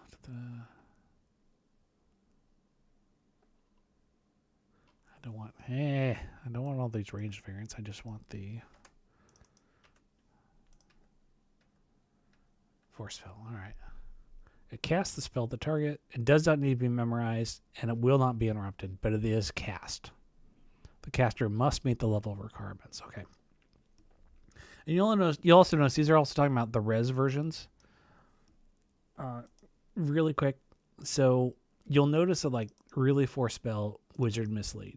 This is the spells listing in spell IDS.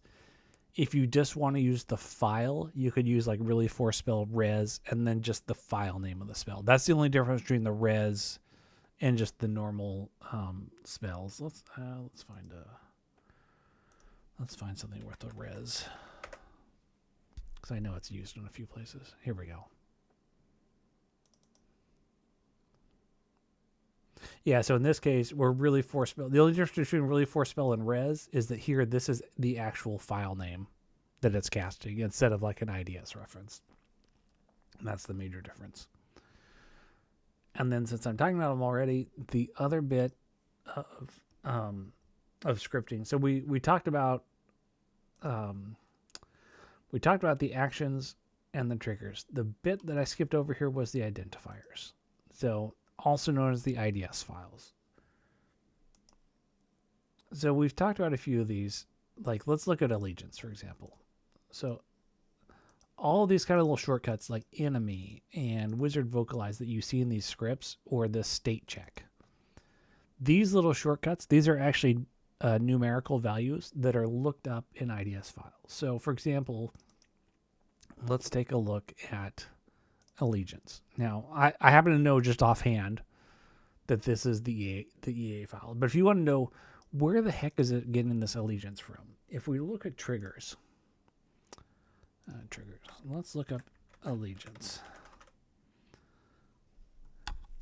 So the allegiance trigger says that it uses an object, and then it uses allegiance star EA. That EA means that I'm looking up the allegiance from the EA file, the EA.IDS file. So if we look at EA, sure enough, here's enemy. Enemy is the value of 255. So these are all the values that you can use as shortcuts in your allegiance file. And the nice thing is, you're like, what is the difference between controlled and charmed?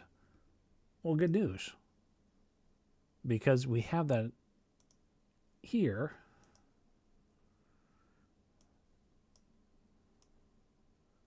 There's your difference between controlled and charmed. So controlled would be something like a summoned. Charmed would be a creature that is green circled, but that you don't have full control over. We saw PC mentioned elsewhere. That's regular party members. Familiar, you can target familiars directly. The nice thing is that these there are also certain values like good but blue is kind of like an umbrella term for catching multiples of these EAs. So you can, if you're ever not sure what a specific reference means in a script, you can look up the triggers and see like, all right, we're doing alignment checks. Where are you getting the alignment values from? Well, we're getting them from align.ids. So you look in, alignment, and you're like, okay, what values do I have available? Here you go. And there's also some special mask alignments that if you, again, look in, excuse me. Why am I, there we go. Or my identifiers. Come to alignment, it'll tell you, alignment's pretty obvious because we know alignments, but the mask values basically mean mask good means, neutral good, chaotic good, lawful good, right? LC neutral means you're neutral on the lawful chaotic axis. So if you just want to target good, or if you want to target chaotic good, right? There are different values for those. So these are all IDS. These are all of your IDS files. They basically translate. They would allow you to have, human readable scripting because the IDS basically interprets those into numbers for the engine to use. The long and short of this is that if you ever compile a script and Waidu complains that it can't find a reference, it means that you've probably got a typo or you're using something that's not in the IDS file. You can bypass these. Like, there's no reason why you couldn't just put, if you're doing an alignment check and just do an alignment check against 1, the value 1 instead of mask good, you can do that. But the drawback is that it's now less human readable. Like if we go back to, let's look at one of those mage scripts again.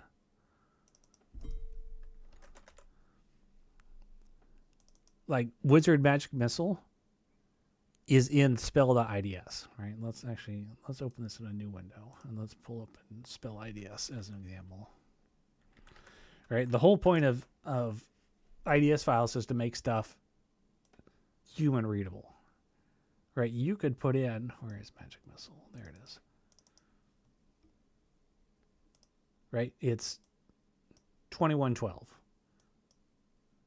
Right? This is equivalent. This works just as well. The problem is that now you look at this and go, if you didn't have this comment, you'd be like, what in the heck am I doing here? So that's, the IDS files are basically your translation between things that the engine can use and things that you can read and are usable. And yeah, they're just called identifier files. And if you're ever not sure what they do, again, the ISDP has them for them. So I think we've covered quite a bit in the ISDP. Is there anything? We've done spells, we've done items, we've done basic scripting. Those triggers and actions are also the same triggers and actions and identifiers, for that matter, that you use in dialogue.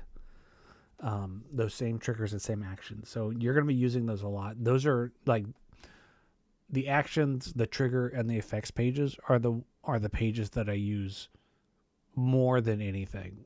I use the file formats occasionally when I'm, like for Tweaks Anthology, where I'm writing like a tweak that has to cover 5 different games and 5 different file formats.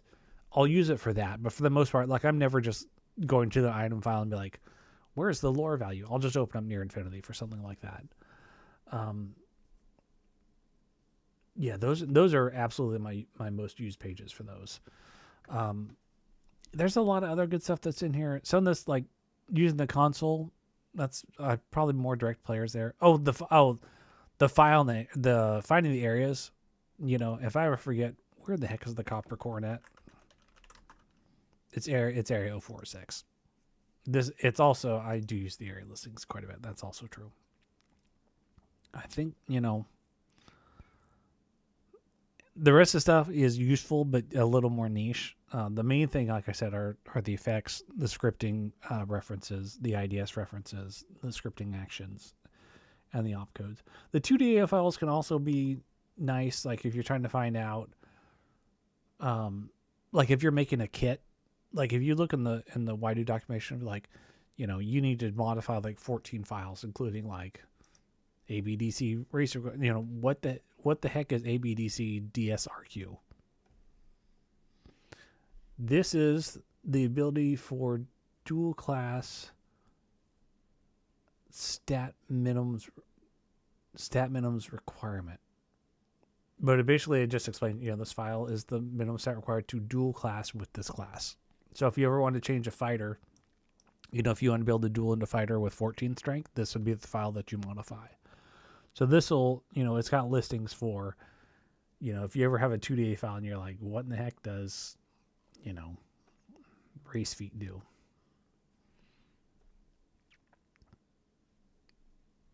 There you go. It's nice and simple. So I think that's all I'm going to touch on the ISDP for now. Let's take another quick break. I think unless you guys have something very specific that you want me to touch upon in the ISDP, I think let's call it a day. But I'll take a quick break. If you have any questions or comments, put them in chat. And then when we come back, we'll either wrap up or we'll go into whatever you guys want to. So, because I could go for another hour. I don't have to feed the horse in about an hour. But if we're content with leaving it there today, then we'll go ahead and leave it there today. So let's take another like 2-minute break. I'm going to get another tea, another cough drop, and then we'll go from there.